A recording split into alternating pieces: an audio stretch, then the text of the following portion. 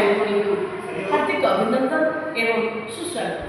तो पिलाने आम सब दशम श्रेणी को चली आस किंतु दशम श्रेणी आसले सीना किंतु आम पृथ्वी आम महादेश आम भारत आम राज्य ए विषय में आम अल्प बहुत जानी तथापि मुझे पाठ्य प्रसंग को जी मुझे जानवा चाहिए तुम्हें सब क्यों राज्य में बास कर तुम्हें प्रभाती भौणी कह तुम्हें क्यों राज्य में बास करोशा ओडिशा बास कर सुन तो तुम्हें जो ओडिशा बास करोशार अनेक किसी नाम अच्छी अलग अलग नाम अच्छी साधा साहित्य भाषा में ओडिशार प्रतिशब्द गुड़िक कौन कौन टे मधुस्मिता भौणी कहल उत्कल कलिंग उड्र कोशल इत्यादि शुण केते सारा ना कहल केतबेले ओडिशार नाम कलिंग होती तार वीरत्व पाई सेमती केतबेले ओडिशार नाम होती ओडिया भाषा पाई केतबेले ओडिशार नाम होती कौन ना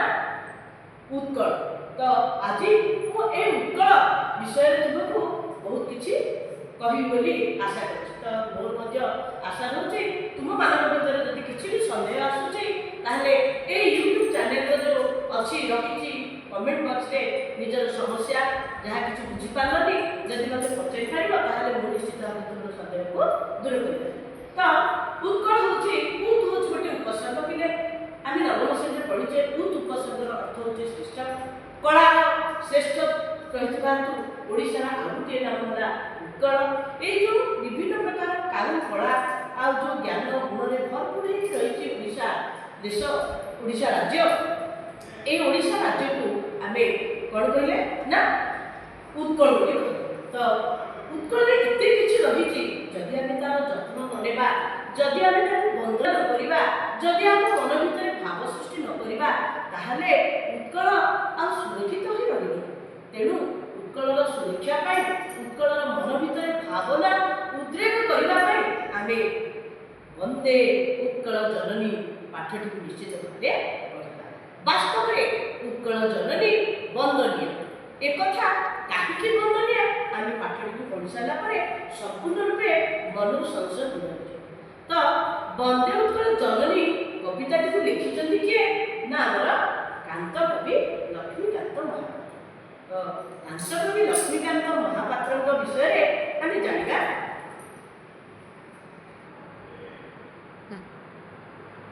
कांत कवि लक्ष्मीकांत महापात्र पैतृक ग्राम होउछि आमर भद्रक जिलार तालपदा ग्राम आउ से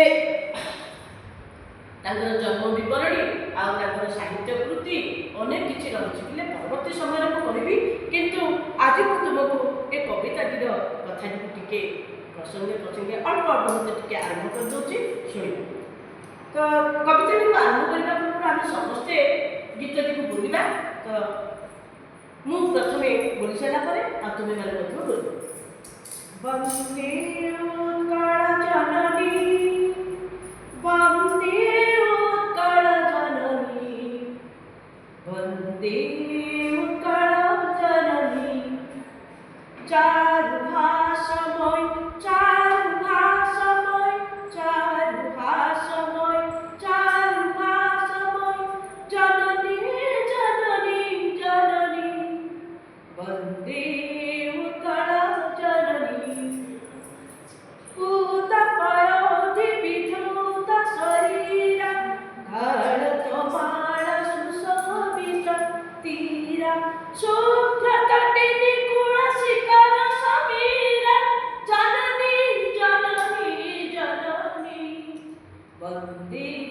उत्कल जननी।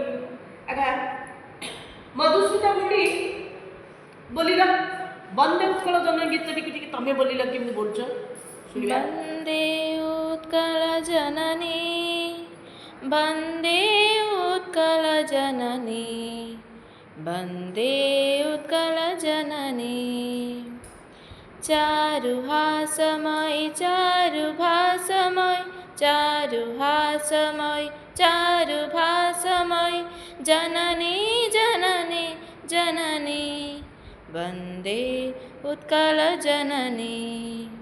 बहुत बढ़िया अति सुंदर गान धन्यवाद।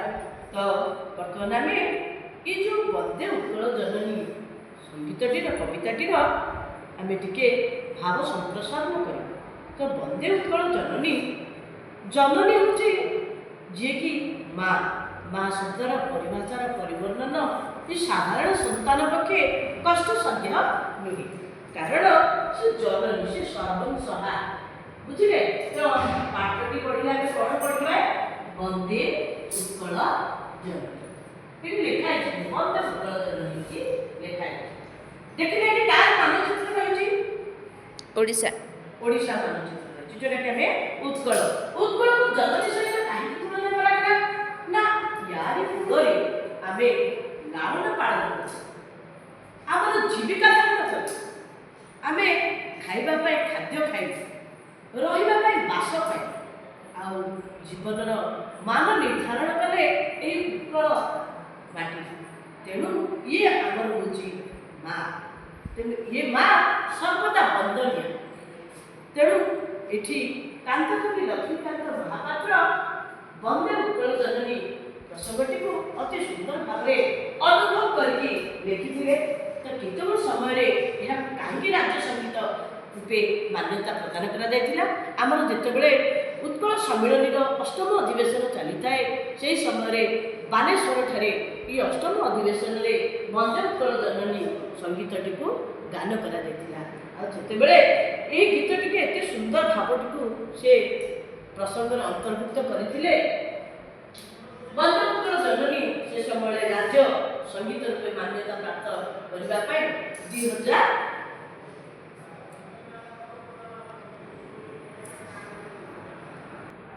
ତ ଆମେ ତ ଜାଣିଲେ ଉତ୍କଳ ଜନନୀ କାହିଁକି ବନ୍ଦନୀୟ, ଯେହେତୁ ସେ ଜନନୀର ସ୍ଥାନକୁ ଗ୍ରହଣ କରିଛନ୍ତି, ଜନନୀ ତୁଲ୍ୟା ସେ ଆମକୁ ପ୍ରତିପାଳନ କରନ୍ତି। ତେଣୁ ସେ ଜନନୀ ଖାଇବାକୁ ଖାଦ୍ୟ ଦେଇଛନ୍ତି, ପିଇବାକୁ ପାଣି ଦେଇଛନ୍ତି, ରହିବାକୁ ବାସସ୍ଥାନ ମଧ୍ୟ ପ୍ରଦାନ କରିଛନ୍ତି। ତେଣୁ ସେ ଦୃଷ୍ଟିରୁ ସେ ଜନନୀ।